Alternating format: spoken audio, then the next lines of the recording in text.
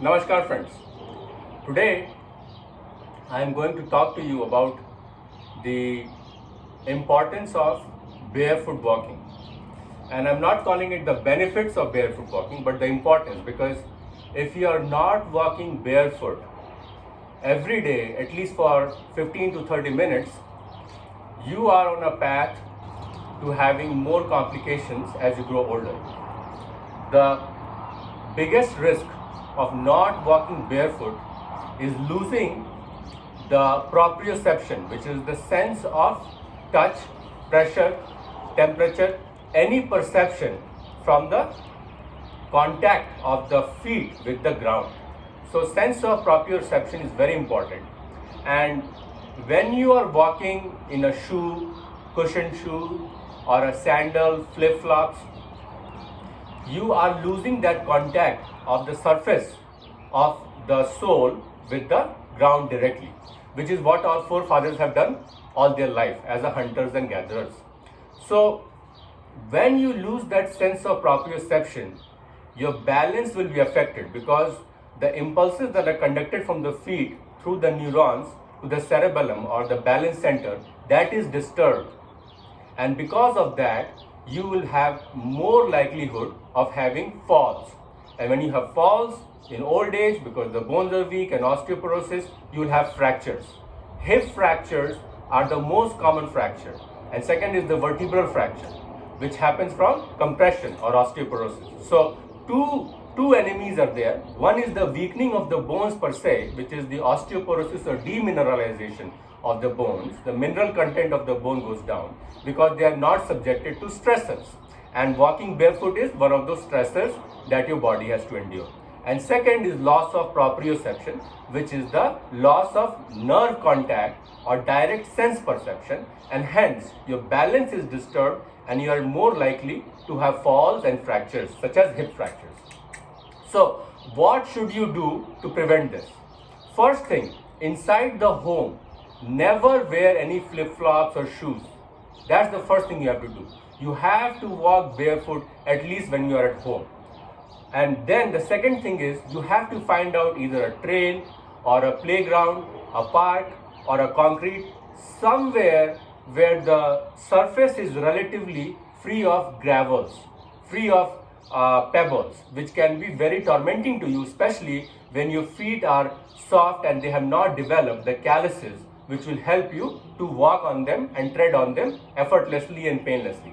So when you are a beginner, you have to try to walk on outside surfaces that are somewhat coarse, but they are not going to be too much pain provoking, because you're not subjected to using them barefoot. And slowly, as you keep walking, those tiny gravels and pebbles, they will prick at your feet and your proprioception will be reactivated. And also studies have shown that people who walk barefoot have thicker calluses, and these calluses have the same sensitivity as people with no calluses. So calluses do not deprive you of the free nerve endings, they still preserve them. And hence walking barefoot is something that all of us should do, because that way you're not only A, subjecting to more stressors, B, you are enhancing your proprioception. Now what is the third step? The third step is, once you have mastered the art of barefoot walking, you have to subject yourself to barefoot running or barefoot jogging. And in that, it is very important that when you are running, you are not being a heel striker, you are not striking your heel, but you are striking your forefoot. The forefoot has to strike, and more likely try to have a little bit of inversion, which is having the fifth toe and the fourth toe, their balls inside on the lateral aspect hit the ground, and then you move up.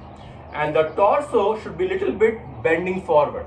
Just watch small kids when they are running. They are almost running as if they will fall, because the center of gravity is forward. So automatically you have to put the forefoot in front.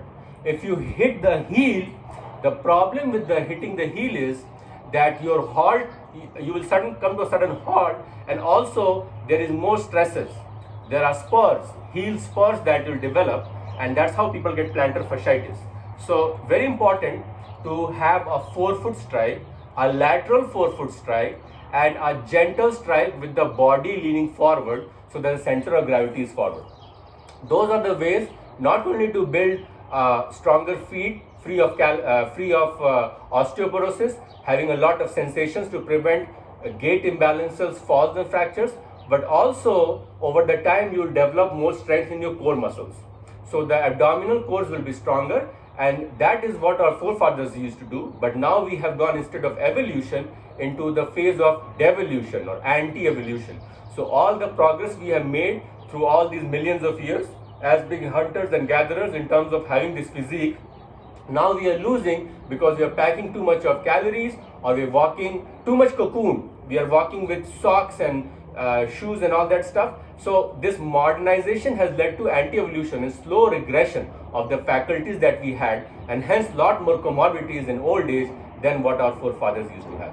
So in short, my friends, try to run barefoot to develop better proprioception. Try to jog barefoot and try to be a forefoot striker, not a heel striker. And when you keep doing this, the stressors on the bones will eventually lead to mineralization, and hence you will not develop osteoporosis when you're growing old. Hope you like this video. Please feel free to leave your comments below. Jai Shri Ram.